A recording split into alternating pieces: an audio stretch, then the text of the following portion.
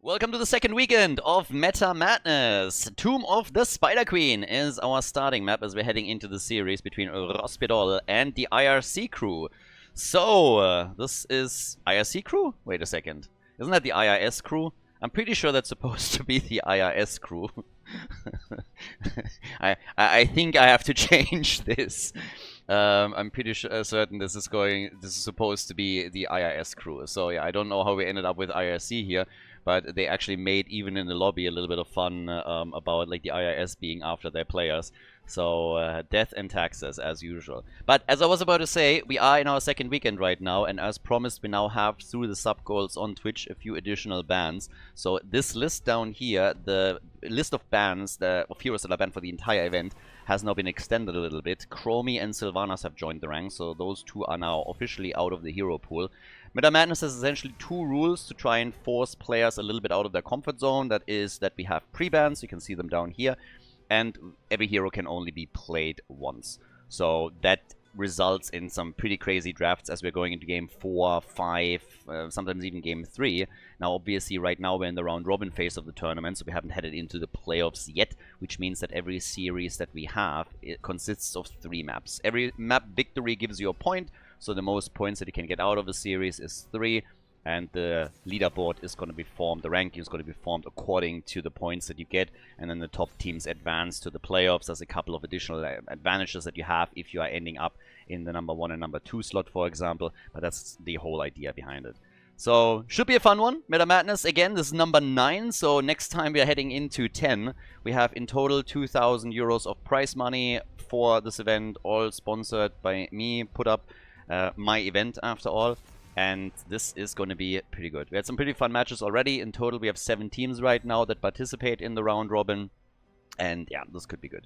As I already kept mentioning in the last videos, there is a chance that the list here is going to be extended. So until the playoffs start, there's always the chance that through sub goals on Twitch or through people joining the members on YouTube, there's a join button underneath the video player if you're watching this on YouTube right now. But through those goals, we're going to extend the list. So we have now 2 more that are globally banned. And I believe the next 2, if I'm informed correctly, would then be Garrosh and Brightwing that are going to get eliminated. So, yeah, that's that. With our first game, we already got Lucio as a first pick. Unfortunately, Garrosh again banned out against the Polish team. Not that that really is a huge shock. When we're looking at the bans, the global bans, and especially side laners have been hit pretty heavily. Dehaga and Blaze, just naming 2 here, but also Hogger, for example, gone. And those are some of the top picks that we traditionally see in most of the games. So that already forces teams to just adjust a little bit. In this case, Soaking picks up an early URL for the IIS crew. And we have Rhaegar as our starting pick. The interesting thing, obviously, for the red team is that they had to also go into some role swap shenanigans with the lineup that they're playing here. Sven has found himself several times now on the healer. Doesn't mean that he will play support throughout the entire game, or through the entire tournament. There's always a chance that at some point they're locking in a Zamuro pick for him, for example, and run with that. But for the Polish team, we get Diablo and Tracer. So I'm actually quite happy, by the way, that we have Tomb of the Spider Queen as our starting map. I think Tomb has been a little bit underplayed on Playday number 1 and 2 on the first weekend. So very happy that we're going to get some Tomb games for now. And fairly curious what the teams are going to play now, especially what's going to happen in Game 3. Because throughout the last couple of matches, Chromie and Sylvanas were essentially always part of the draft in one shape or form. So we always had them either banned out, picked. And with those 2 now gone, this should really impact some of the drafting, especially when we're heading into Game 3. But already in Map 1, there's obviously some adjustments that need to be made. With a ban on variants, so no taunt that can be followed up on here on Tomb. Just the fact alone that Johanna is banned out here is already shaping things quite differently, because a lot of the traditional heroes that you would play now for wave clear are gone. You still have Gul'dan that you can play if you want to as a mage, and we might see him here, but for example, you don't have Dehaga, you don't have Blaze, you don't have Johanna, Hogger, Junkrat, Hanzo, all heroes that normally you would see on Tomb a lot, and they're all gone just as we're starting. Garrosh gets taken, and we have also Tychus. Question, of course, with Tyke is always a little bit, is he going to go more into an auto attack style within the rhythm on level 4 when he's paired with Garrosh? Or do we just get the more traditional build with grenades, trying to take the opponent down with that burst that comes from them and go through the entire build synergy? And here comes our Azmodan pick. We talked about Azmodan a lot because after the patch dropped, Azmodan was played quite a bit, has fallen off, but in the context of Meta Madness, it makes perfect sense for him to reappear here. They need to... It might be a little bit tricky for them to stack him early on. There's nobody that brings that burst damage to help him stack. They have some tools with Rexa, I guess, and maybe a bit with Diablo, but it's not like they are running a Joanna or a Jaina here that can help him early on, but it should be interesting. And we get Greymane as our last pick. So, ladies and gentlemen, map number 1, we're heading to Tomb of the Spider Queen as the IRS crew goes up against Rospierdol. The blue team on the left with our Azmodan pick here. Annihilation. You gotta stack it early and you gotta stack it quickly for Azmodan to really pack a punch. Played by Lavakal here as Arion is playing Tracer. We got Machko on Diablo, Bronig on Lucio, and Itrax on Rexa. As on the right side of the map, we got the IRS crew with Vasilisco on Tychus. We get Porky hailing from NA, playing cross-server here with Garrosh. Soaking is playing Urel. We got Cesabos on Greymane. And Sven, last but not least, is playing Rhaegar. So, let's see how they're going to stack Azmodan here early on. First of all, throwing out a couple, or at least one, that hits one of the heroes. That's already a decent start. Good for them. And I love what we're seeing with Tychus. Tychus is actually going into an auto attack style with Press the Advantage, so trying to capitalize on the fact that Garrosh is going to throw a lot of heroes towards Tychus so that he gets a full rotation out of his trade. That could be pretty good. Yeah, well, as you can see, stacking for Azmodan is not going to be all that easy since he doesn't have anyone to assist. After level 7, obviously, he picks up his own talents to deal with the situation, so that makes it much, much easier for him. But right now, in the early game, this is going to really slow down Lavakal a little bit. And in this case, it's really mostly because they don't have a hero that can work well with him. A lot of the usual suspects that you would expect in this situation are globally banned and cannot be taken. So that makes things very tricky.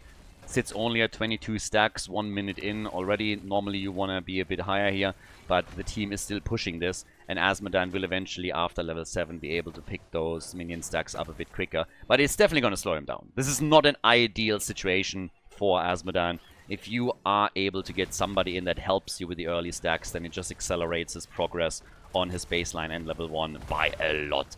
Getting a kill on Soaking, on the other hand, is already a nice, neat little start, and they're starting to push through the middle as the red team has claimed their own camp. But that was first blood for Rospierdol, so them off to a good start here, with Azmodan just trying more and more to have an impact here, but it's fairly limited thus far. With level 4, things should get interesting for Tychus. That's very... well, I would expect that he picks up in the rhythm, given the combo that they're playing.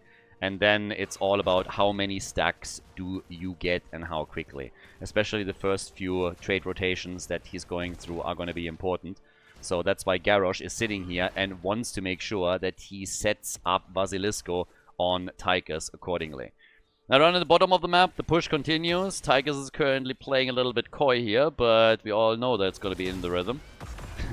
At least... No, it's not! He's going for the bigger they are. I'm surprised. I actually think there's a bit of a mistake. That really surprises me. Now, there are always arguments for that choice, but the way that they're playing this, especially with their level 1 talent, I would have assumed it's going to be the bigger they are. So now it's all about bursting them down quickly, but not that long-term sustained damage from him. Garrosh goes down in the team fight down at the bottom of the map. Blue team reacting thus far pretty alright. We got Azmodan slowly increasing his stacks as best as he can. Should attack the backline minion as always, but is still getting at least a few numbers in, and since the team is now slowly getting towards level 7, that's where he will accelerate things. But the dynamic shifted a bit now for the IIS crew, so given that they went into the bigger they are, it's really still about that Garrosh flip, but right now you want to make sure that then Tychus gets the rotation through, you burn the target down as much as you can, and you send Greymane in as a finisher, trying to make sure that he takes the target out completely. So, yeah, there's that. The level 4 talents, we have amongst other things also the Hand of Freedom.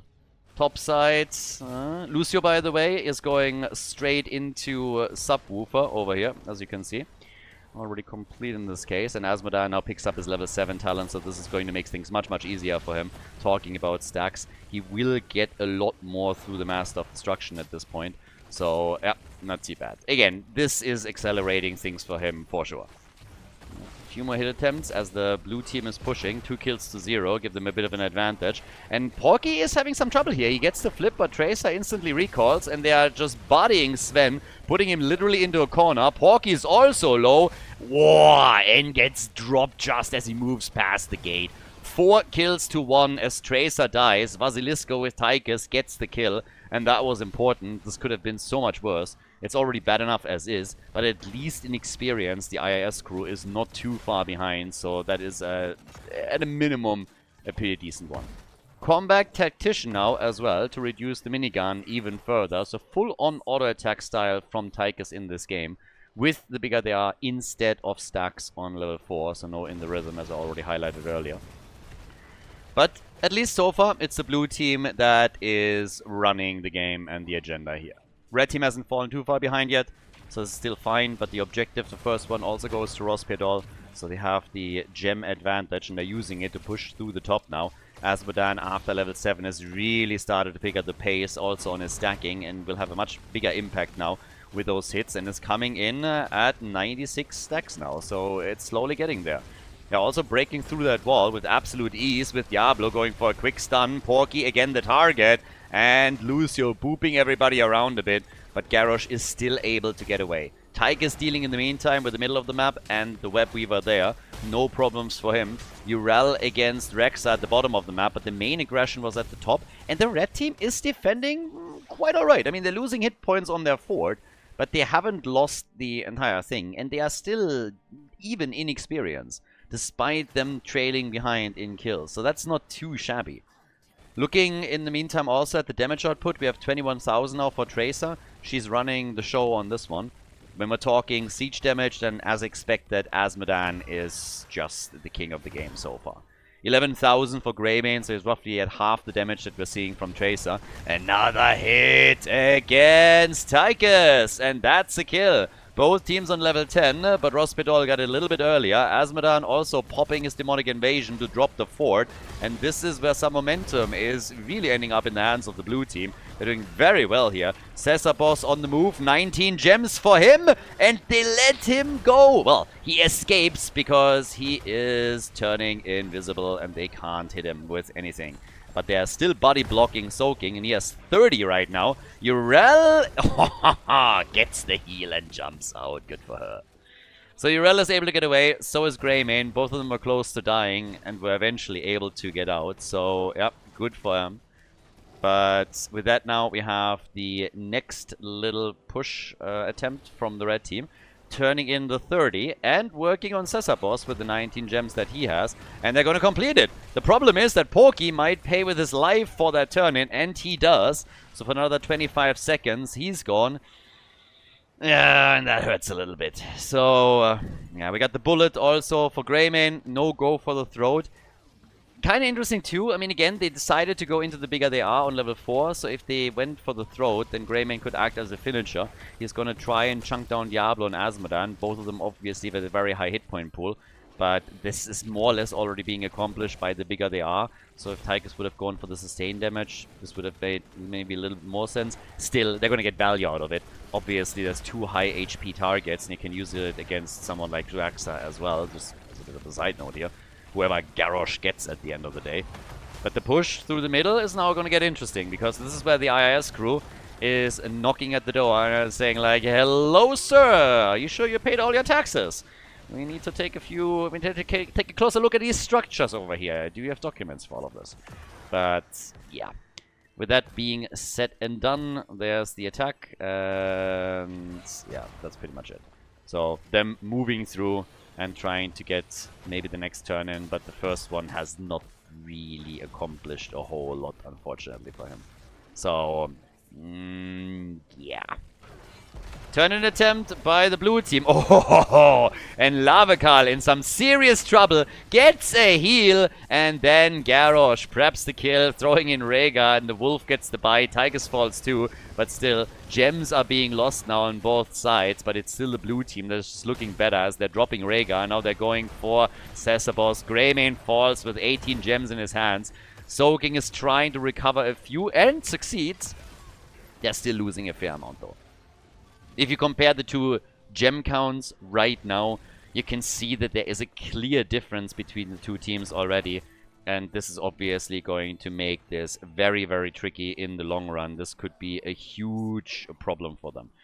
But, well, over in the middle, the turn-in for the blue team has now come through. So they get another one. 9 kills to 2. Kind of tells the story here as well. By now we have Azmodan on 178 stacks. So he's close to completing his level 1 quest. And has also racked up a huge amount of siege damage. Can easily now take those lanes out, those minion waves. And this is going to benefit them a ton. So as they are pushing, he can also help them to control those side lanes a little bit. And he definitely will.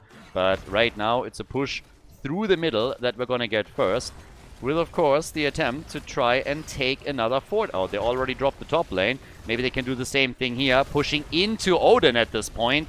13 versus 13 talents, and the red team is throwing everything they can against them, trying to defend, but it is at the end of the day in vain. The keep, or the fort has fallen, the keep would be next, and they're definitely going to attempt to aim for it right here.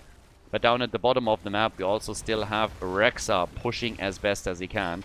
So Rexxar is on the move, and trying to push Yrel back to drop another fort, and here in the middle, they're already knocking at the keep wall itself. So, there's a lot of value being had. Then again, Soaking! Nice! Gets the one-on-one kill against Rexxar. The gems get actually caught by... I think he got him. I actually think Diablo got the gems there. So, good for him. It was not too many. It was 10, if I saw this correctly. So he gets the gems, and now the next attack is already coming out. Porky, again, in a bit of trouble. They are trying to get that kill, though, but it is a 4 versus 5 because Tychus is sitting at the top lane. 4 versus 4, my bad. Greymane still falls, and now it is a cleanup job as they're trying to use specifically Lucio to chase the rest of the red team down. But with Garrosh, they are still looking solid here, are able to escape. And then obviously it's just a matter of, okay, what's happening to the fort, and that doesn't stand a chance. The fort is taken out and gone. Still the next camp being targeted. We now have 250 stacks for Azmodan, so he is starting to also have a bigger and bigger impact in every single team fight with the hits that he can get out here. But yeah, it's going to be a bit of a spicy one, because right now the level 16 talent has come in. The red team got a turn-in. And that turn-in is essentially just designed to buy them a little bit of time. They want to have some extra time to get to level 16, hopefully also push with this, maybe get some map control back. So they're going to do their best to accomplish those goals. But the gap in experience is now seriously starting to widen. We have in XP, minion experience is much better for the red team, but if you're looking at passive experience, if you're looking at hero experience, there's of course massive gaps that Rospedol currently enjoys. So in game number 1 of this series, the blue team is currently just doing better. For the red team to come back, they need to have a good team fight, and thus far it just hasn't really happened yet. So once again, the red team is on the run. 57,000 damage by now by Tracer, and together with Rexxar, they're coming in to take not only Rhaegar down, but also the big red orc. They're taking Garrosh, and that is another 2 kills in their favor. So yes, they are crushing it. They're absolutely murdering it here. And the air gets pretty thin here for the team in red. Another hero gone, playing Farmville at this point. So really nice control. We got body blocks, we got side lane control with Azmodan's trade, and also the damage that he brings out. With 35,000 damage, just to bring this a little bit in perspective. Maybe Azmodan is not in a position where he can compete with Tracer, but he, with 35,000 damage, has now as much damage as Greymane and Tychus, who are the top damage dealers for the team on the right side of the map. So this kind of puts this a little bit in a proper perspective, considering that Azmodan has for a long time also more so taken care of lane control and macro control, which is immediately, of course, reflected in the siege damage that he's able to bring out here. So not too bad for them. With 13 kills to 3, they're doing pretty okay.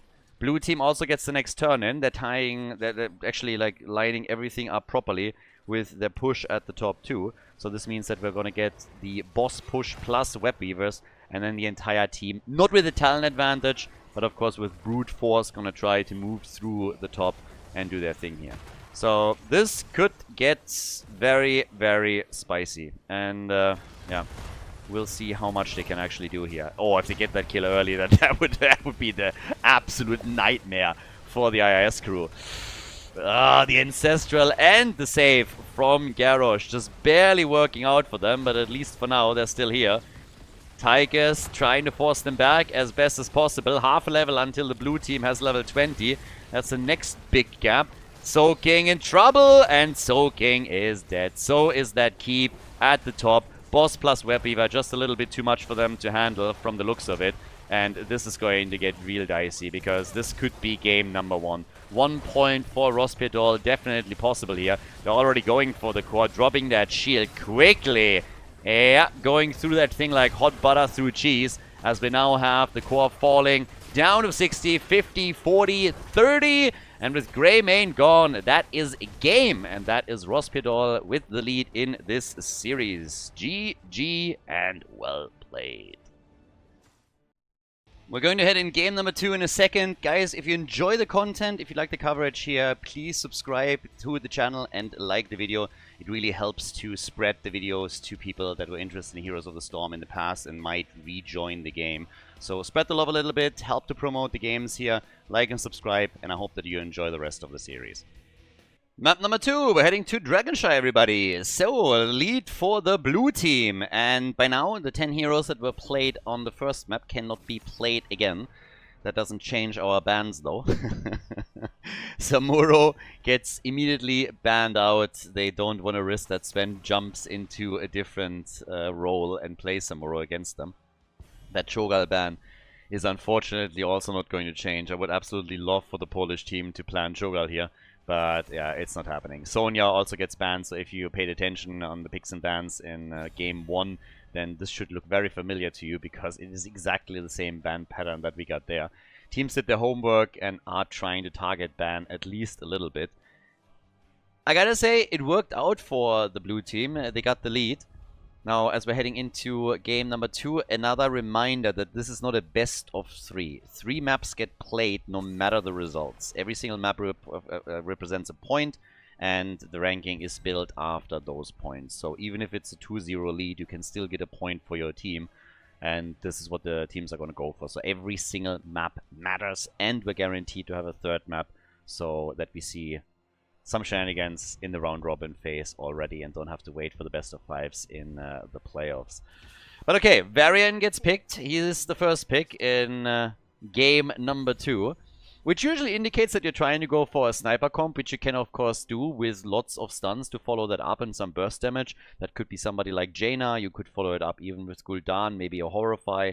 You have lots of options. Some of those options aren't really available anymore. Chromie again has been added to the ban list this week, and she would of course have been a very nice tool to use in that context as well. Enuburak and Brightwing, so a lot of insects are here. Fruit flies and cockroaches being picked on the side of the IIS crew. Kind of fitting with the team name, I gotta say. So there's that. And, well, at this point, we have the double pick over on the left side for the blue team. So, well, Furion as a follow-up, and we get Zagara. On Dragonshire, Zagara is a hero that you see quite frequently. Has been, I guess, popularized by Dino for a long time, even in normal games. But in Meta Madness, with all of those pre-bans and the 10 heroes that have now been removed because of map number 1, she obviously rises in priority even further. Normally tries to control the bot lane for the team. Malfurion makes a lot of sense as well. Varian starts the taunt chain, and then you come in with the root and you do your thing. But, well, we get Zeratul banned out. Also maybe an indication of things to potentially come for the IIS crew.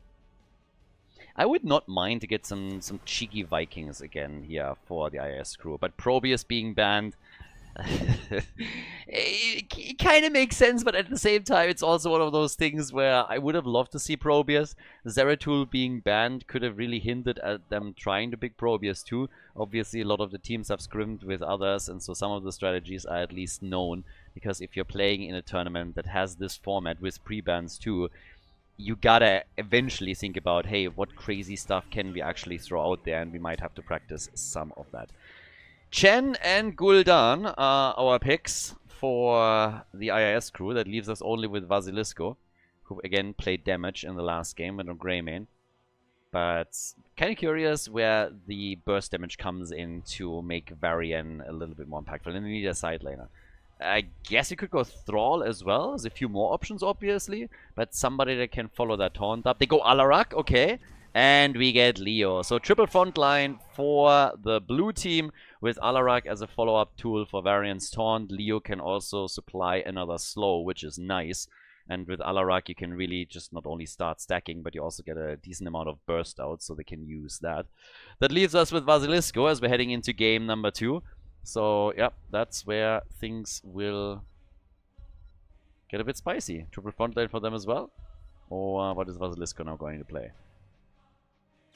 Ah, we got the global. The one of the few that's still remaining. Brightwing plus Falstad now, as we're heading into the second map of the series. Ladies and gentlemen, we're going to Dragonshire.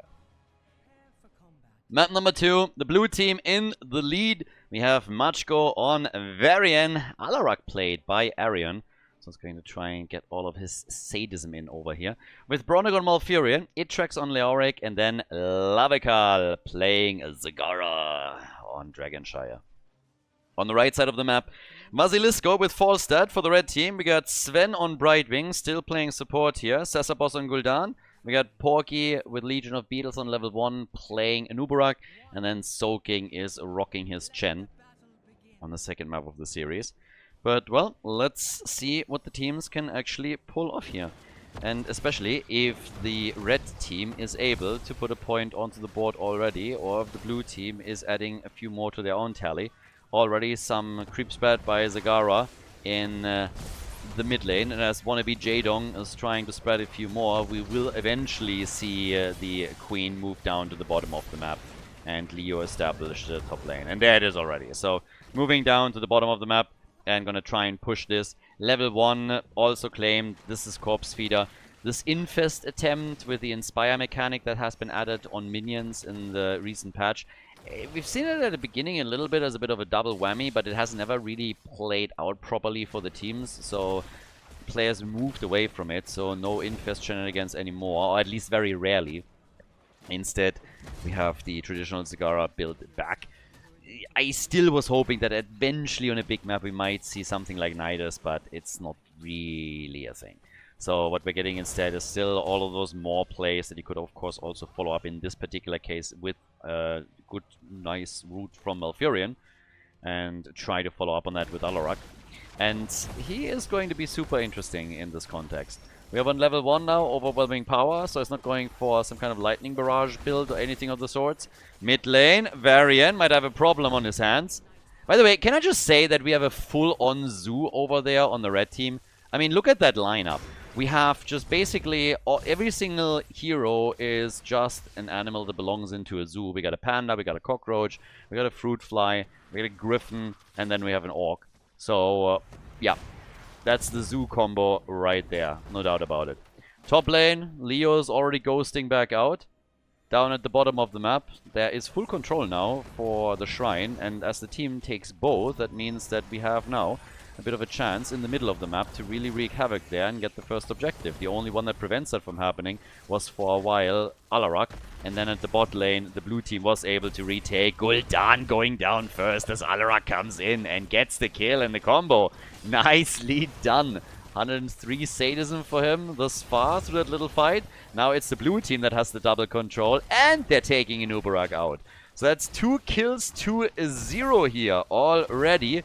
Good for them, and that just continues the party. So maybe the Dragonite for them now as well. Definitely in the cards, given how things are looking. And they are zoning out Soaking, which means that Machko is indeed able to get himself a Dragonite. It's DK time, 2-3 minutes into the game. And immediately positioning himself at the side of the wall, obviously aiming to try and take that wall out. Normally with the first objective, you're not going to be able to do too much. But just destroying the wall alone and drawing some of the resources of the opponent is already a win. Especially, of course, because we now have Zagara at the bottom of the map, triggering the Inspire buff on the minion waves through the auto attacks, getting the Banelings in, so they're attacking 2 lanes at the same time. Oh, Chen killing himself, unlike Jeffrey Epstein at the top lane, from the looks of it. Leo nearly went down here too, but Itrax is able to escape. So even with Falstad flying in, he wasn't able to get a counter kill as Chen has been eliminated. And yeah, the bottom still getting pushed. Dragonite currently still active. Now that's not gonna last all that long anymore. But thanks to him just rotating through his abilities, we now have a situation in which that mid lane wall has been completely destroyed. And even the fort has taken a little bit of damage. 3 kills to 0 puts us in a pretty nice spot here too, but the team in blue has now also pulled ahead in experience by a fairly significant amount. Not quite a level yet, but, well, yeah, they're getting there. So this could make things a bit tricky. For the red team, it was already dicey in game number 1 to stay ahead. It was really problematic once that they lost the... the control of the game to get back.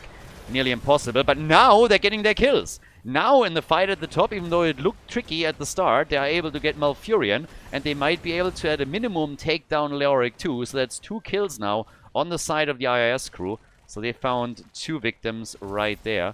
They were definitely a little bit late in their payments, and they were served the death. So, yeah, quick ultimatum here. Completely annihilated, and that definitely helps a bit. Falstad, though, is in trouble. Basilisco seems like he's still able to make it out of the fight, and is. There's a half-level gap now between the teams. And Zagara has still been pushing at the bottom of the map. So she continues to just pressure that bot lane. Thus far, at least, with decent success. Gul'dan at the top lane also able to at least counter pressure a little bit. But it's still mostly the blue team that is making their plays. Soaking!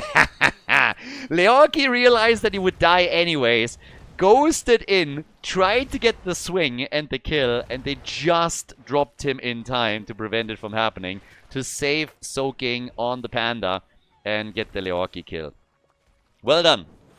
Sneakily done, very well done. I like it. Really cool move by them here, and a well-deserved kill.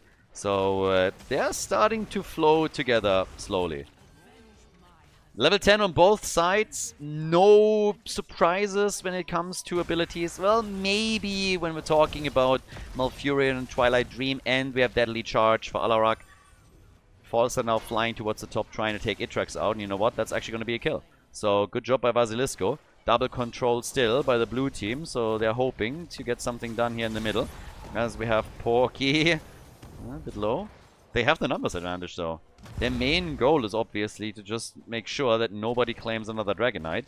But it's still a fierce battle for superiority in game number 2. The IIS crew has by now taken the advantage in experience and is hoping to lock another kill on Malfurion in.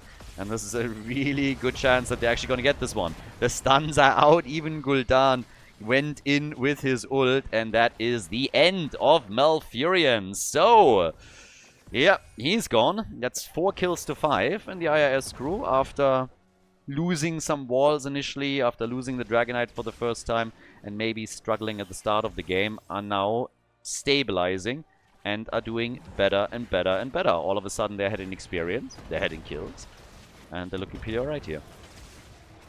19,000 damage, 20,000 damage for Alarak. He is the top damage dealer in the game right now. At this point he has 120 sadism roughly, so he can still build on this. That would be a nice kill eventually for the IIS crew. You have to really be careful that Alarak is not gonna run that show in the late game, so killing him and resetting his sadism would definitely be a big win. Top side, the Panda doing alright against Leo, even with all of those drains. We have Falstad going for the camp. Additionally, another chance for the red team to deny the Dragonite as the Panda claims the shrine at the top. So they're going to get that done. The problem is that they always feel like they're spread out a little bit thin. With them going for camps, they have to abandon the bot lane again, which means there's extra pressure through Alarak and the minion wave. That said, the red team is ahead in experience. So they're doing okay here. I mean, if you just look at the experience gains, they are in minion XP nearly even with the opponent's team. Structure's a bit different, but still the main difference here comes through the hero kills themselves. Level 13 talents are now up. Gul'dan's Fellflame build continues. And of course, the red team has now hopes of getting an objective for themselves. So here might be an opportunity to get their own Dragonite. Falstad is already sitting in the middle, but Leo has started to take the shrine at the top, so they realized they wouldn't have enough time anyways. Lavekal with the pause. I mean, I don't really blame them. At this point, it's a tactical pause for sure. A real 3-2-3 moment that we're experiencing. The game isn't really going for the team as well as they were hoping, and so what they're doing right away is just pause the game, bit of tactical discussion. The ping on Varian, who allegedly dropped, we're going to ignore that for a moment. My narrative is just way better than that. It's an intentional drop, obviously, just to buy themselves a little bit of time. So tactical pause confirmed, as the blue team needs to find some kind of way to come back into the game and start to take control again. The pause didn't last too long, so it was a short discussion on the blue team side. Funnily enough, somebody on the red team seemed to have quickly disconnected too. But here comes the push. It tracks low. The Panda wants the kill. Here comes the move with the barrel, and Leoki is gone. That top fort will fall 100%. They can't save that any longer. They want to go for Malfurion again, and they might still have the chance here. Could use the Horrify. Where's that stun when you need it? But they let it go. So they didn't actually go for that play, and they won't be able to get that camp either. But the topside fort, as I said before, stands no chance whatsoever. Zagara at the bottom of the map has enjoyed all of that freedom in the meantime and was able to get herself some extra damage. The Maw missing, and Zagara kind of blocking herself with that Maw. Not that she would have been able to escape without it, so yeah. If you want to have any chance to escape in that situation, that Maw has to be on point, and it just wasn't. Dragonite number 2. This time for the red team. And they are doing really well here. I mean, I gotta admit, I was a bit scared at the beginning when they fell behind by, I think it was 3 kills at one point, and started to lose some control of the map and the objective as well. That it would be a complete rout, but no, in this case, we have them clawing their way not only back, but taking a significant lead. They're now a level ahead of the opponent. Blue team is trying to do what they can in order to bring this back, but it's once again a two-front attack from the IIS crew, as they're going, first of all, for the bot lane pressure, and then in the middle they're still having the Dragonite in position where they can also start to execute some damage on the fort. Alarak, he's the wild card for now. With 140 stacks, he can work in damage. He's sitting at 23,000, and granted, Chen is catching up, but with Sadism connecting, there is always an opportunity for Alarak to bring things back. The question is just simply if they can play that card in the late game, or if eventually the IIS crew is able to get that kill on Alarak, reset his Sadism, and crush the hopes.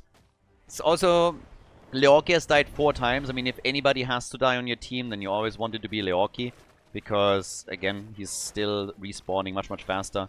Spawns without having to travel back to the map, and in addition to that, he obviously also can function as a little bit of an observer ward and just give you some extra vision and a bit of an idea. But 16 talents are now here. That means that the IIS crew has a short window in which they can dominate. Blue team is not going to fight without that level 16 talent. You don't want to fight with the talent disadvantage if you can help it. So instead, we have one Siege Giant camp now stolen by the red team. Had to be defended and does. Leoric goes down for the 5th time. Itrax struggling here. Falstad flying in, the Panda always on his butt. That is not easy to deal with. Yeah, not at all. So Fat Illidan, let them eat cake. Is jumping in again, gets the barrel out, tries to isolate a couple of the players. Hasn't really worked. There's a taunt too, and ho ho ho! Soaking got nearly annihilated. Alarak gets cocooned. Soaking is still a little bit low, but Malfurion is already dead. And there's the double more as they're all in the corner. Soaking dead. Cesabos in trouble. Alarak dies. No! They get the second kill against Gul'dan, but Alarak gone means that he lost all his sadism and is back down to 100. Oh, that hurts. So, that's actually a 2-for-2 trade. I think that the blue team is very, very happy about this. Resetting Alarak here was great for them. 6 kills to 10. So, is that enough to bring this back? That's the question. Yeah, so the red team, I think they're still fine with that fight. But at this point, we'll see how far this goes. Currently, it's still the red team that gets a bit of an edge thanks to the camp that they claimed at the bottom of the map. Already pushing for the next fort. And to be fair, IS hasn't lost a single fort so far in the game. They're still holding on to every single outer structure, whereas the blue team has lost a lot already. Leo is up against Chen at the top. And the blue team is now retaking the shrine at the bottom of the map, so it doesn't really seem like there's a Dragon Knight for free in the cards for the IS crew. If they want it, they have to fight for it. And thanks to everybody now being down at the bottom of the map now, Rospidol is going to try and leverage Zagara here to get some damage done. I like, by the way, the mount synergy that we have for Lavakal. I absolutely love this. It's Christmas time, Black Friday time, so yeah, at this point, we're just having the Christmas mounts coming out. Good kill again against Leo. Double more again. Where's that follow-up when you need it? We need that root. But apparently on cooldown and nobody there to follow up on that. Have seen very little of those potential combos so far in the game. But Leoki has now died 6 times. That top lane is not working for the team. The IIS crew with double control now. Oh, Alarak! And he gets wrecked. He's gone. And, yep. This is nearly level 20. Now we have 12 kills to 6. Death timers are of course increasing, which immediately also means that we're having a situation at hand where every single kill against Rospedol, or against the IS crew for that matter, is going to give you more and more map control. We have on level 20 for Falstad, again the mobility, so he wants to have his epic mount here to help out the side lane and maybe more kills in against Leoric, but also being able to join the team from wherever, fly in quickly and help them push on the lane. Goes for the Dragon Knight in the middle. Nobody here for the interrupt. So Falstad gets the DK. Oh, and with a 2-level gap, I mean, Rospedol is really in trouble. They're on the receiving end of a beating, and it is not looking good whatsoever. We have 40,000 damage from Chen alone, 36,000 from Falstad. Zagara is coming in with similar numbers, so is Alarak. But he's definitely had a setback to go through once that he lost his sadism stacks. Still trying to look for combos here to get the taunt out. Combo against the Nubarak. Porky. And he gets out. Maybe a bit of a lack of sustain here too without Tranquility. We have the extra tool of Malfurion with his Twilight Dream, but it hasn't quite worked out yet. The upgrade on 20 might change that though, if they get there without losing too much. And at least for now, they're still holding on to that keep, so that's the good news. Good attack against Falstad. And Horrify had to be used too, but the red team is really low right now. This game is not over. Leoric moves in, is happy with dying as long as they get counter kills, and they get 2. They take out Falstad, they take out Chen, and they are trying for the triple with Sven getting attacked. There's the target, but yeah, they're all getting away here. So, this is making things a little bit more interesting all of a sudden. They were still able to pick up their kills. Now they have, with the map control, the chance to go for a few of the camps. We'll see, but this is now 8 kills to 13. Not too shabby. So, what exactly can the blue team do here? I mean, the first thing that they can do is get a level 20. Might be able to take the fort out at the bottom of the map with the help of the siege giants, and indeed that one's a goner. In the middle, they were trying to set the same thing up, but couldn't quite take it out. But just getting their own level 20 talents now should help. And for Malfurion, if they really want to go for that aggressive play, an upgrade would certainly help. So we have Torrent Maw in for Zagara. Malfurion actually not upgrading, he's going into Lunar Shower instead. And we have for Leo at least buried alive. So that can be a huge game changer. The hasty bargain for Alarak. Currently sitting at 124 sadism, I might add. One problem in the long run could really be Epic Mount from Falstad. I absolutely love Epic Mount as a tool. I really think it's great, especially, of course, with all the changes and the heavier focus on macro play overall that we've now seen after the last patch. So having the ability to really control these side lanes and trying to pressure your opponent is going to help. And also, of course, on the other side, that you can defend if there is a push going against you. And he's already flying down, but a bit late to save Chen. So the idea here was to fly down and get a gust out and save Chen, but Chen was already gone. And that means that the blue team is able to get another kill and play a 4 versus 5 out for a bit longer. And they're just going for structures. They have a 5-man at the bottom of the map, and they're like, you know what, boys, we got Zagara. So, yep, we're going to wreck this one. That means there could be some top pressure too. Falstad is also hearthing. He could actually attack here. Falstad could hearth, but he's also one that can buy time very easily with the Gust. But there was a chance for Falstad to stay at the top lane just a little bit longer and try to push with this. And that would have made it very, very difficult for the blue team. So, decided to all move back together. They were expecting that fight. They might get that fight now too. Chen is still missing. Horrify and Gust used at the same time, and they get the Maw on Gul'dan. Oh, that hurts. Chen is back in 8 seconds and Gul'dan is gone. At this point, the IIS crew might be starting to throw that game. Top lane is a problem because, well, this keep is going to fall if nobody defends, and it doesn't seem like anybody is willing to hearth back. But we have the fort at the bottom, or the keep at the bottom of the map also destroyed. So the blue team realizes that they have an opportunity to win this one right now. And they're trying to. But if they play their cards right and just delay this, then it's going to be a keep against the keep that's lost. Chen goes down though. That's only 3 defenders left at this point in time. 15 seconds for Falstad to get his Gust back. They're still trying to defend as best as they can. Gul'dan not here. If Falstad dies, they don't even have a Gust as a tool any longer. 5 seconds for Gust. Shield is slowly falling. They're getting the damage in. Falstad has to Gust them away. Gets hit by the combo from Alarak. 63%, 50%. There's the Gust. No wind tunnel, of course, but that seems to be it. They turned the game. They did it. The comeback moment from Ross Pierdol as they lock in a second win, 11 kills to 13 on Dragonshire. GG. Coming up next, we have game number 3 for you guys. Before we go, a big shout out to everybody that is supporting the channel on patreon.com/Khaldor. Really appreciate the support, guys. Thank you very, very much. If you want to support the channel, if you want to support our efforts to keep the Heroes of the Storm esports scene live with all of the events and tournaments that we're hosting, then please consider to check out patreon.com/Khaldor and support the channel there. It's the best way to support all of the things that we're currently doing for the scene and plan to do in the future. With that being said, enjoy the next game of the series. Game number 3, Battlefield of Eternity. So we got a 2-0 lead. Nicely done by Ross Pedol, I gotta say. That was well executed. IIS crew essentially had it, and Ross Pedol was just able to stagger a couple of deaths on the other side.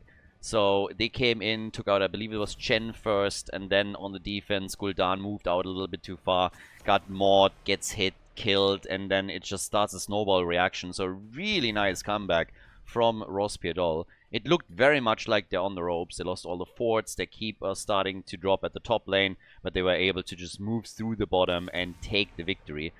Bit annoying for the red team for sure. This was essentially a point that they just lost, and it hurts. Now, we have the same bans again for the blue team. Their ban pattern worked really well so far, so why change anything? Maiev and Cho'Gall get dropped by the IIS crew. Obviously, you still have some of the heroes that were banned in the 3rd position that you could technically try and prioritize a little bit higher in order to grab them. Battlefield of Eternity is our next map, so that shifts the balance a bit since it's a 2-lane map. Li Ming, for example, still a good damage dealer here. We could see Lunara as well. If side laning is something where you feel you have a bit of a problem, then even Artanis at some point might make sense. He gets the extra damage in if you think you're lacking that against the Immortal. And since so many side lanes are already gone, he might be an option. But they're going for now at least for Arthas. Toranda, by the way, for heals also. You have the Hunter's Mark that can be applied to the Immortals. So this is another tool that you could use as long as you have somebody that feels comfortable enough with Toranda. especially when it comes to positioning and staying away from the opponent's damage dealers. A lot of nobility is obviously gone, so it makes it a bit safer. But we got Jimmy still in the house. So Jimmy is in. And with Jimmy here, that means that they have Li Ming plus Jimmy to get the big damage on the Immortal. So not too shabby. Assuming that he goes for Exterminator. And I'm actually adding this because we had a couple of games now where even on Battlefield of Eternity they didn't play Exterminator. Just because they are trying to play around more, so the team fights and that. But again, I would be surprised to not see that level 1 talent. I'm more intrigued if we're going to get a triple front line on the side of the red team. After their loss on the last map, again, if it was me, I would be super annoyed right now. That game was essentially theirs, especially with me also highlighting Falstad as a huge tool to control the macro game.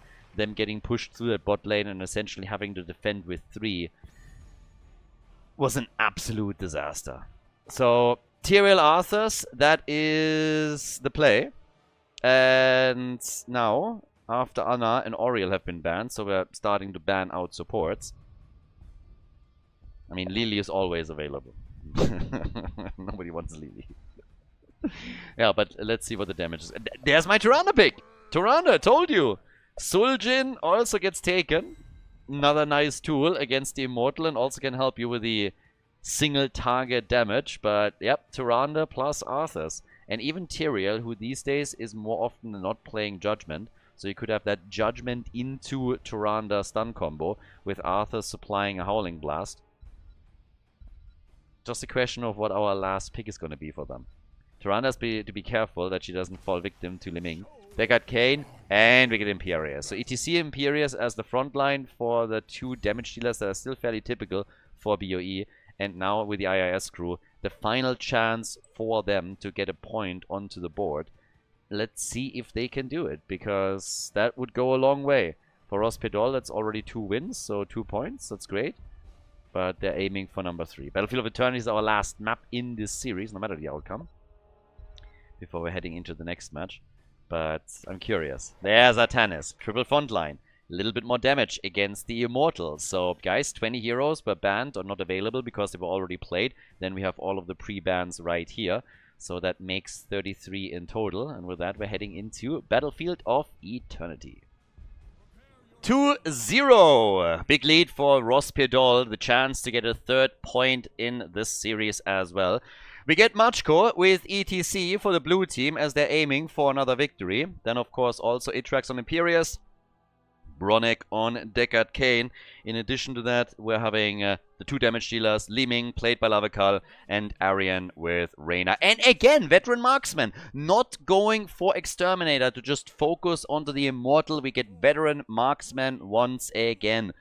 Didn't think we would get it, but I talked about it in the draft. Has happened before here. Basilisco for the red team with Suljin. Bone Slice on level 1. Cesarbos on Artanis. Soaking on Arthas. We get Sven on Tyrande and Porky with Tyrael. Reactive parry for Artanis. So also here, no Immortal focus. They're really looking at teamfights. There's the swap. It tracks. Oh, nice damage, but just not enough. Alright, we got a game on our hands here. So yeah, they're shying away from just blindly focusing on Immortal damage. This is all about them trying to do a little bit more by going for the team fights and taking heroes out. And for the red team, this is working early on. They are getting a kill against Jimmy, so he is gone. Jimmy is out. This was Jimmy. And a bit of a lead that allows them to go very quickly for the bottom camp. So they're getting a bit of an advantage, at least when it comes to the bot lane pressure. They could send somebody towards the top and try and take the next one out as well. Go for, in total, 2 of the mercenary camps. A little bit of a leading experience. But I think they're already quite happy with how at least the early game thus far shaped out. Oh, yeah, well, maybe not anymore. Now that Suljin is gone, they might change their opponent on how well this all worked out for them. So, yeah. Need a little kill. Able to take him out. So that's a kill for a kill right now. Rospedol is definitely not just rolling over and giving them a victory here. They are very, very much in a situation where they're saying, okay, boys, we can still get this as well. And we want point number 3. Good stacks for Jimmy also, considering the situation down here. 6 early on in the game. I don't expect that. Well, I don't know. It depends a little bit on the Immortal fights, I guess. I wasn't really expecting him to hit too high of numbers. But if the brawls for the objective are lasting long enough, then he might be able to work quite a few numbers in here after all. So I guess time will eventually tell. Right now we're having the top camp taken by the blue team, so at the end of the day each team walks away with 1, is what we're getting here. And the attacks just continue with level 4 already dropping for one of the teams here. So far so good. And the first Immortal's coming up. So this is where the party is gonna start up. This is where it's gonna get real. Because now they have to really try and see, okay, who gets the first objective, where's the momentum kicking in, is it going to be the composition around Tyrande with the Hunter's Mark and the damage, with the triple front line, with all the control that they bring, with the potential swap, or will we see the Li Ming Reyna combo just do too much damage, even without Exterminator on level 1 for Jimmy. Top side, looking for another kill. Immortal is, by the way, up and nobody cares about it. Instead they're going for ETC. So he's gone, Much goes out, and this is giving the red team a little bit of a head start on all of this, or at least it should. The problem is that Imperius is also not too lazy at the bottom of the map and is coming in with the mercenary camp and a minion wave. Inspire buff is already triggered, and he is taking a lot out here. Dodges out on the Howling Blast as the objective is now getting focused. Tyrande together with Suljin is doing what she can here. And gets the hits in. It tracks though, wants the stun, gets the stun. And Vasilisco, yeah, gets the heals and was in actual trouble. 12 stacks for Jimmy. Is getting slowly there. Is using currently Artanis at the top. As a bit of a target that he can molest in order to get more stacks on his quest. But with the halftime show already won by the red team this time, it seems like Vasilisco... Oh, he actually survives. Vasilisco is still alive here. Tyrande, though, gets hit hard and dies, but Imperius is also gone. So it's a kill for a kill, as they're still fighting for Immortal number 1. Suljin back in the fight with attack after attack, not only stacking his baseline, but also trying to finally apply all of that single target pressure that we've been talking about. It's a race for the first objective, and it's quite clear that the IIS crew is going to win it. Question is just, how big is that shield going to be when we're talking 30%. Make it 35. In that ballpark. Hunter's Fury, Swift Retribution, 16 stacks for Jimmy. Another chance to extend that further as they're going for more top lane pressure. Level 7 talents, just a very, very tiny window. Nothing that they can exploit. Rospedol has their own talents already in play. So by now we have, after Bone Slicer, also Vicious Assault, getting the synergy 4 versus 4 up at the top lane. Shield already gone, but it's mainly the wall that you're aiming for. The swap attempt from Artanis, unsuccessful. They're getting some decent damage in here. That fort is eating some serious damage. They might be able to take it out. It's not guaranteed, probably not, but this is still very, very good damage to the first objective, so they should be happy with that. Not only opening the wall up, but also accomplishing this. More stacks for Jimmy with 21, so he's really getting decent numbers out. It's kind of interesting too that he didn't go into Behemoth armor. Most Jimmy players that go for stacks anyways will drop that as well, but we went from better marksman straight into fight or flight, and then afterwards fuel the rush for him. So yeah, not going full into stacks with all the quests that he can. Death Coil build for Arthur's in the meantime. And once again, the attack, the swap, ETC, and also Artanis in trouble. But look at the red team. So Tyrael and Soaking, mega low. Soaking with a bit of a juke attempt. Was expecting a Li Ming combo or something similar to being thrown out there. And both of them still alive. Both of them made it. But with the blue team on so many hit points, it seemed, at least initially, inevitable that they're going to get the camp. Hesitated slightly and are now moving in to finally grab it. Especially since we have both Imperius and Arthur's down at the bottom of the map. So, yep, camp is claimed. Imperius comes in, misses the lunge. That's kind of unfortunate. But hey. 6 stacks for Tyrande. That's not really the biggest damage boost. But, yeah. On talking about stacks, we got 9 for Suljin. This is still the Suljin version where stacks are limited. Obviously, there's a PTR patch currently that is expected to go live soon, where this is going to be changed once again. Quite a lot of changes actually coming in the next patch too, with these Pinnacle quest rewards. Might have a huge impact, but especially from the test server, it seems like some of the stuff is severely broken. Very OP, so we'll see if it makes it actually into the game itself. By now that 1v1 is shaping up, level 10 abilities ready on both sides. Arthur's with the army. We got also Sanctification. So a lot of defensive tools now for IRS crew, with Taz Dingo for Suljin. And it's fairly even halftime show. A little bit of an edge for the red team, so IRS crew still slightly ahead here. It's a close one. Probably the closest one of the series thus far. Hyperion used by Jimmy. 27 stacks. The swap and the auto attacks. The old man with the sleeper set up. Stay a while and get wrecked.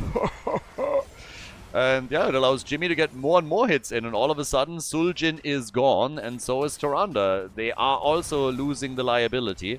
So Trash Tannis gets kicked across the map, and that is a big blow against the IS crew. All of a sudden they are down by 3 heroes, they're losing the objective, and down at the bottom of the map the fort has already taken damage thanks to the mercenary camp that was active there. So that's another problem that they got to deal with. Thankfully for them, they were able to at least do that and didn't lose more here. 30 stacks now for Jimmy. When we're looking at raw damage numbers, he's sitting at 23,000. Might not be the top damage dealer. Liming is still ahead of him. But then again, you compare it to what we're seeing for the red team, and he is heaps and bounds ahead of all of them. Arthur's on the side lane, top damage for now. 16, 17,000. Suljin trailing behind second. But, yeah, defense at the top, let's see what they can do. The red team has initially pulled ahead by destroying the topside fort. Now we could see Rospedol draw even with them. The shield is already gone, on the other hand. Here comes the ult from Artanis, and that might have just saved Soaking. So, not too bad. Dodges out on the combo too. Yeah, those were some nice moves. Getting that blind in allowed Soaking to get out. Now he comes back in with a Howling Blast, connects it with Imperius. They go for ETC2, slow him down with a Frozen Tempest, and there's a swap and a kill. It's actually a pretty interesting comp. Ui, ui, ui, server hiccups over here. Holla die Waldfee. Yeah, that seems a general problem. I'm not quite sure if Blizzard has server hiccups or if one of the players caused that. Whatever it was, that was wild, and apparently it's yeah, it's a problem that is on all accounts here. That seems to be a server issue. Players seem to have it. I have it too. Oh boy, oh boy. Guys, it's happening. They're shutting the servers down. Nah, I'm just kidding. I mean, we have the Classics Cup at the end of the year at BlizzCon. So, yeah, some server hiccups for sure, as it seems to affect everybody in the game. But, well, let's hope that this is going to be resolved in a moment, because that would be really bad timing for the servers to go through a maintenance phase or whatever this is.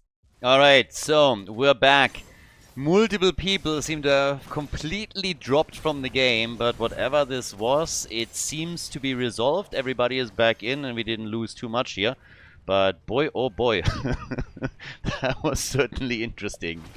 Maybe the intern tripped and hit the servers or something. Like, I'm not quite sure what happened, but we're good.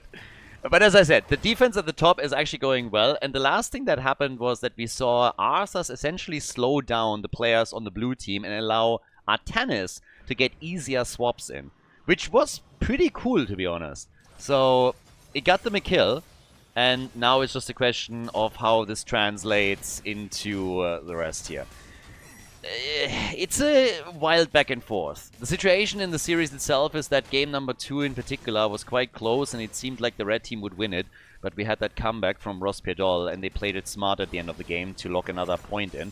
And of course the IS crew wasn't happy with that whatsoever, and is now hoping to at least get 1 point throughout that series.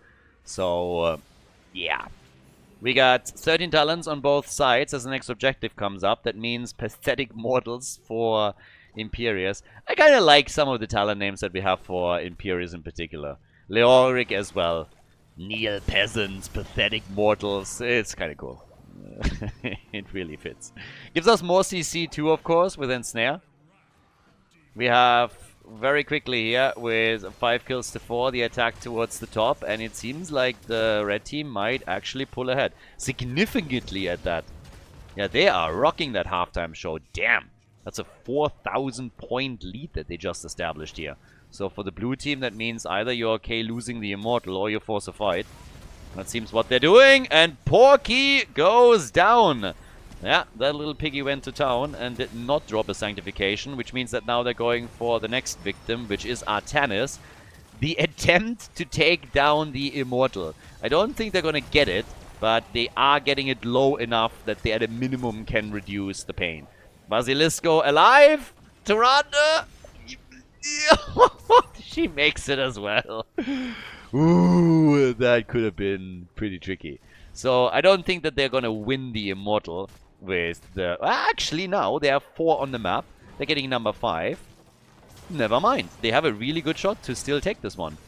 Jimmy is fighting over there on the left, but they are starting to get the attacks in, and they should get it as well. So Suljin is getting attacked. They're already moving back here. Jimmy is helping out too, by the way. Lavakal in trouble, and Li Ming is dead. The Immortal about to be taken. Sanctification used. It couldn't save Tyrande. The Karen of the Storm is down, and the Immortal still goes to the IIS crew. So each team with 4 heroes on the map. Ooh, and then we get this little situation where it is Artanis once again that gets the boot and gets killed. That's the 3rd time now that Artanis is gone, same as Tyrande. Down at the bottom of the map, the Immortal pushing, and we'll see how much they can do here. A little bit of fort damage is inevitable, but I would be shocked if they would be able to get too much done. The fort at a minimum should survive this. And yeah, I mean, again, they're all in here, making sure that nothing too crazy happens. So, good for them.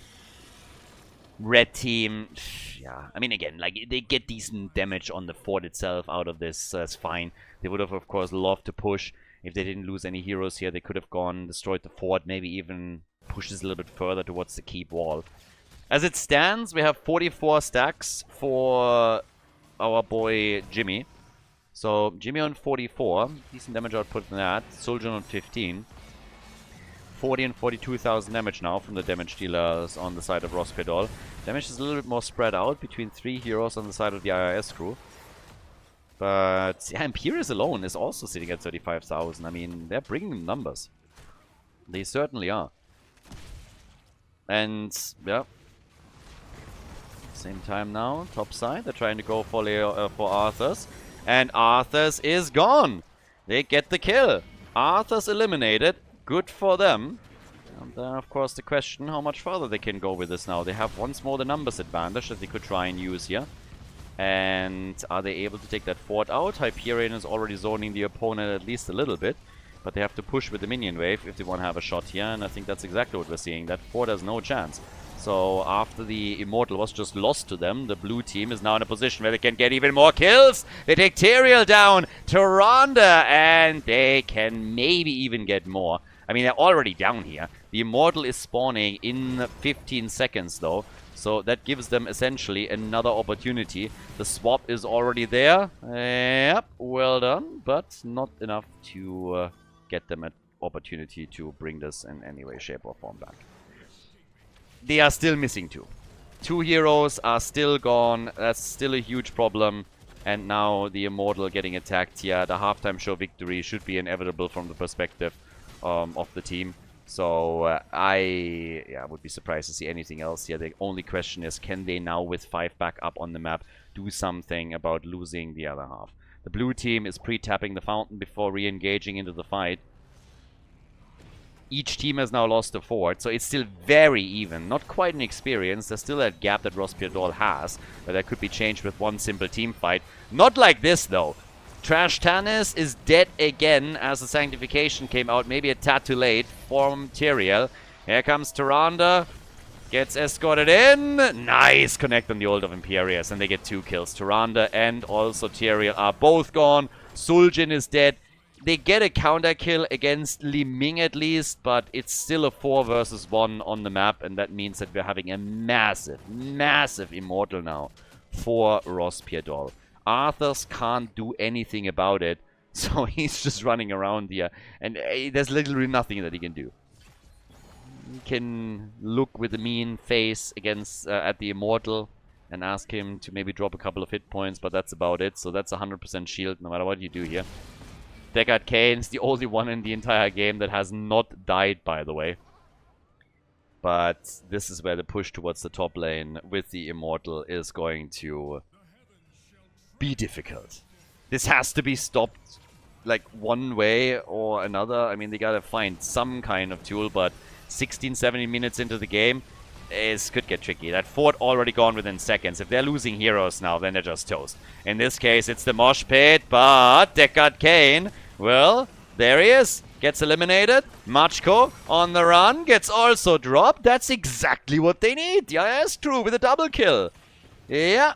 Just when you thought you finally shook them, then they're coming from you and going for your money.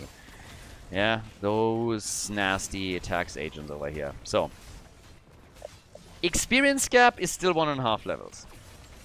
That's the bad news. Arthur's getting killed at the bottom of the map is also bad. But at least they stopped the objective. So, they bought themselves a little bit more time. Question is just simply, how much time do they have here? The Polish team with level 20 any second now. For them, great. Tyrael and Tyrande still sitting there. We could have seen in a different universe, for sure, a combo where they go instead of Sanctification for Judgment plus Tyrande follow-up. I could have totally seen it. I expected it, honestly. With a triple frontline, I kind of expected it. Sanctification gave them some value, inarguably, but I don't really think it was all that much. They could have attempted to use it against Jimmy, maybe against Li Ming, against some of the damage dealers. On the other hand, hindsight is obviously always 20/20. And even with that, it's not guaranteed that it would have made a big difference there. Bottom of the map, they're going for the next camp right away. Trying to lock this one in too. But at this point, the Storm Talents are, of course, a big problem. So it's all about gaining experience. And for Ross Pierdol, it's the attempt to leverage the Storm Talent that they have and get something out of it. Which means try and take a keep down. They go topside with the minion wave. And this keep doesn't stand a chance. If we're honest, the red team doesn't even try to defend too hard because they know, well, we can't save it. But if it goes to the core, that's a different story. It's more about the next immortal. Big swap! And ensnare. Bolt of the Storm had to be used here in order to get him back, but that was a nice, neat little play from Artanis. They are just about to get level 20. I don't think it's ready for the halftime show, but with another minion wave, they might be able to get it for the next phase of the objective, and then they have to fight. Jimmy is now the top damage dealer in the game. He has really decent stacks, sitting at 66,000 damage. He even has surpassed Li Ming with this. But the next attacks are now coming, and the red team finally has their own level 20. So those are some big upgrades that we're getting. The double charge, obviously, with the orbital bombardment. We're getting Holy Arena. Suljin's upgrade is going to be huge. And now it's down to the team fight. I mean, at this point, you know what's going on. You have to win the team fights. They're going to do everything that they can in order to facilitate that. The question that remains is just simply, is it going to be enough? I mean, currently, just a quick attack towards Arthur's and soaking the army with basically no impact. He's down, but they get the ETC counter kill. ETC goes down next, so that's massive. At least they have a kill for a kill, but everybody on the red team is mega low right now. Sven is trying to keep them alive with Tyrande, but Artanis YOLO's in, goes down, and now there is again the numbers advantage for the opponent. So this is where things are really starting to fall apart. We still have this camp at the top, so this does some serious damage from the perspective of the red team. But Li Ming is now taking out Tyrande. Vasilisco, he's not going to make it either. We're potentially even looking at the team wipe, as Porky is the only survivor and is trying to get away too. So yeah, they're in dire straits here. Porky is able to get out, but the Immortal is about to be claimed, and we're talking once again about an absolutely massive, massive advantage here for the team. yeah, they're taking all of this. They don't care about that top keep. They might send somebody back in order to save it, but at the end of the day, it doesn't matter too much. Li Ming is currently headed that way, trying to deal with it as best as she can. But if we're honest, then it shouldn't matter anymore. Too many heroes are currently gone, are eliminated, and we have to push through the bottom of the map. The Immortal is absolutely massive. That bad boy is going to wreck people. And this should be the 3rd point for Rospedal in the series. Not guaranteed yet, but with Porky now dead too, the timing couldn't be worse. They were, of course, trying to flank here, which was shut down, so no flanks for you today. And this means that another keep will fall. That's keep number 2. Only thing left is the core at this point, and they're just losing too much. Sharana comes back, gets instantly murdered. 7 deaths. She just didn't have it this game. And they are going for the rest of the team with an awesome mosh for Machko. The Immortal already on the core. But that is a clean run. Rospedal gets a 3-0 against the IIS crew. So that's 3 points for Rospedal. Full 5-man team wipe. As the red team loses Battlefield of Eternity and Rospedal locks in another point and victory. Nicely done. GG and well played.